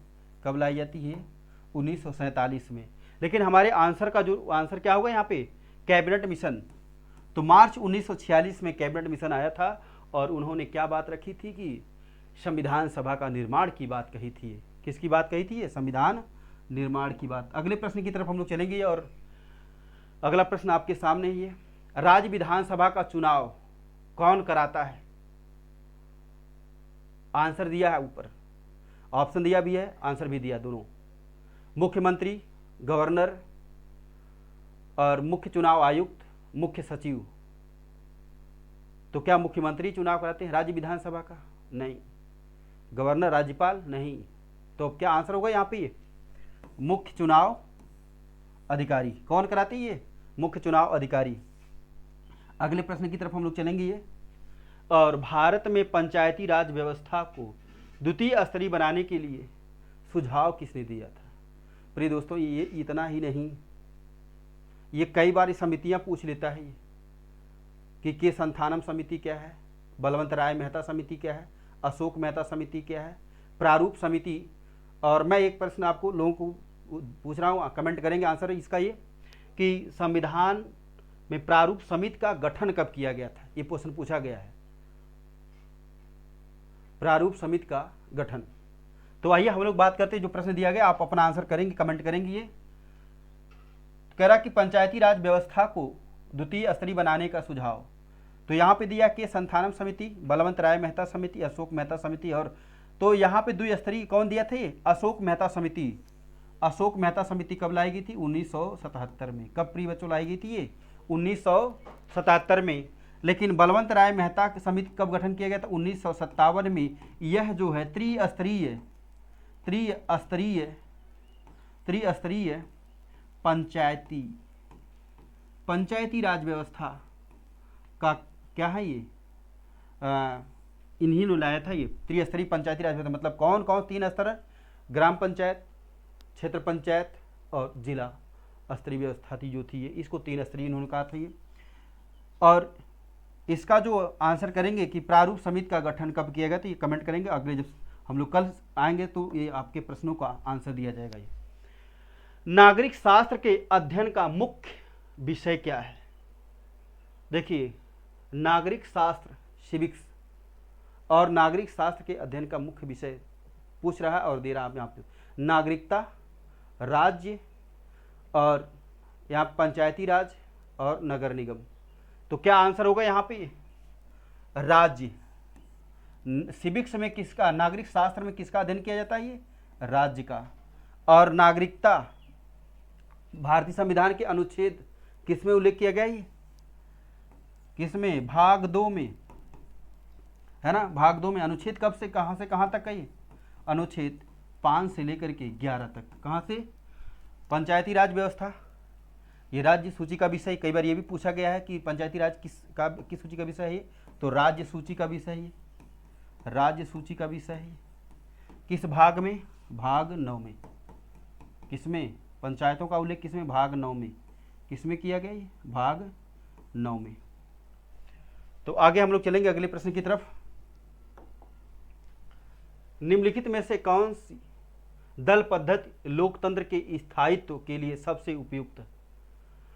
तो लोकतंत्र में क्या एक पार्टी का महत्व होता है, पहले हम आपसे पूछना चाहते हैं प्रिय बच्चों, आप कमेंट करेंगे, क्या लोकतंत्र एक पार्टी से बनता है, एक दल की, क्या, तो वो तो निरंकुश शासन हो जाएगा ये, तब तो वो तो नहीं कहलाएगी, निरंकुश शासन नहीं कहलाएगा। यहाँ पे दिया है कि जो दल पद्धति, कौन सी दल पद्धतियाँ हैं कि जो क्या करती है, लोकतंत्र को स्थापित करती है। तो एक दल का प्रधानता, बहुदलीय, दल रहित, अद्विदलीय। नहीं, आप अपने भारत में ले लीजिए, देखिए कई पार्टियां जो है ये चुनाव में भाग लेती हैं ये, और लोकतंत्र को मजबूत बनाएं। तो यहाँ पे क्या होगा, बहुदलीय व्यवस्था को, तो बहुदलीय व्यवस्था क्या करती है, लोकतंत्र के स्थायित्व के लिए सबसे उपयुक्त है। आंसर हमारा क्या होगा, ये दूसरा होगा। अगले प्रश्न की तरफ चलेंगे हम लोग। और संघीय लोक सेवा आयोग के अध्यक्ष की नियुक्ति कौन करते, देखिए यहाँ पे दिया है आंसर, है ना। तो कह रहे हैं यहाँ पे कि संघ लोक सेवा आयोग के अध्यक्ष की नियुक्ति कौन करते, संघ लोक सेवा आयोग मतलब यूपीएससी। यूपीएससी के जो चेयरमैन होते हैं उनकी चुनाव कौन करता है, यहाँ पे दिया है केंद्रीय गृह मंत्री, राष्ट्रपति, संसद और कौन होते हैं, प्रधानमंत्री। तो यहाँ पे क्या है, ये आंसर क्या होगा, ये संघीय लोक सेवा आयोग के अध्यक्ष की, इसके पदों का सृजन करने का अधिकार तो राज्यसभा को है, तो इसके अध्यक्ष को चुनने का अधिकार किसको है यहाँ पे। तो ये आंसर क्या हो जाएगा, संसद करती है, ये राष्ट्रपति नहीं। संसद के संयुक्त अधिवेशन को कौन संबोधित करता है, तो बात यहाँ पे आती है संसद के संयुक्त अधिवेशन को संबोधित कौन, मतलब कौन संबोधित करते हैं, तो आंसर क्या होगा, लोकसभा अध्यक्ष। लेकिन संसद के संयुक्त अधिवेशन को आहूत कौन करता है, तो हमारे राष्ट्रपति महोदय। कौन करते हैं, ये राष्ट्रपति महोदय। किस अनुच्छेद में उल्लेख है, ये अनुच्छेद 108 में। किस में उल्लेखित है, ये 108 में। अगले प्रश्न की तरफ हम लोग चलेंगे। अगला प्रश्न यहाँ पे है, भारतीय संविधान समूहों का मुख्य उद्देश्य क्या है? इसमें मिसप्रिंट है, यहाँ पे देखिए, ये कुछ भारतीय संविधान एक परिचय, ये हटाइए, यहाँ पे क्या है, ये पूछ रहा है दबाव समूह के बारे में। तो ये दो दबाव समूह हैं, है ना, इसको दबाव समूह का मुख्य उद्देश्य क्या होता है? राजनीतिक सत्ता प्राप्त करना? नहीं। भौतिक विकास के लिए कार्य करना, अपने सदस्यों के हितों का विकास करना, धर्म की रक्षा करना। दबाव समूह धर्म की रक्षा नहीं, सभी धर्मों के लोग कई शामिल होते हैं उसमें, ये है। राजनीतिक सत्ता प्राप्त करना? नहीं, दबाव समूह का राजनीतिक सत्ता प्राप्त करना नहीं होता है। क्या होता है? भौतिक विकास के लिए कार्य करना? नहीं। आंसर क्या होगा? ये अपने सदस्यों के हितों का विकास करने के लिए। अगले प्रश्न की तरफ हम लोग चलेंगे। भारतीय राजनीतिक व्यवस्था का स्वरूप निम्नलिखित में से कौन सा है? भारत में, जो भारत लोकतांत्रिक देश है, इसमें कैसी व्यवस्था है? तो हम लोग देखते हैं कि भारत क्या है, गणतंत्र, यहाँ पर दिया ऑप्शन जो है, गणतंत्रीय, संघीय, अध्यक्षात्मक, गणतंत्रीय, एकात्मक, संसदीय। गणतंत्रीय व्यवस्था, गणतंत्र भी है भारत, संघीय है और संसदीय है। जो संसदीय प्रणाली हम लोग ब्रिटेन से लिए थे। जो संघ की जो व्यवस्था है, कहाँ से? अमेरिका से, सॉरी कनाडा से। और लेकिन जो गणतंत्र की बात ये, तो भारत ये क्या है? गणतंत्रात्मक, संघीय और संसदीय व्यवस्था ही। कैसी है ये? तो आंसर क्या होगा? ये तीसरा होगा ये। अगले प्रश्न की तरफ चलेंगे हम लोग। कह रहा है कि फांसीवाद विश्वास करता है। फांसीवाद किस पर विश्वास करता है? ये राज्य दल का श्रेष्ठ, दल राज्य के श्रेष्ठ हैं। ये राज्य दल दो एक दूसरे से अलग, राज्य और एक दल एक ही है। तो जो फांसीवाद है, ये क्या मानते हैं? राज्य दल का श्रेष्ठ, यानी कि क्या होते हैं ये आंसर क्या होगा? ये पहला हो जाएगा ये। और हम लोग अगले प्रश्न की तरफ चलेंगे। ये भारत में प्रथम गैर कांग्रेसी सरकार कौन है? और आज का ये आखिरी प्रश्न है ना। और यहाँ पे दिया है बीपी सिंह, चंद्रशेखर, मोरारजी देसाई, चौधरी चरण सिंह। तो इसका जो आंसर होगा आप करें, ये यहाँ पे आंसर क्या होगा? ये मोरारजी देसाई। बच्चों आज का ये अंतिम प्रश्न है। एग्ज़ाम टाइम एकेडमी को शेयर करें, सेशन को सब्सक्राइब करें, अपने दोस्तों में भेजें, और जिससे क्या होगा, एकेडमी का उत्साह आप बढ़ाएगा। एकेडमी आपके नए नए पैटर्न पे प्रश्नों को नए तरीके से लाएंगी। और यहीं पे हम लोग आज की क्लास को ओवर करते हैं। कल नेक्स्ट क्लास में फिर इसी उत्साह और उत्साहवर्धन के साथ हम लोग मिलेंगे। धन्यवाद।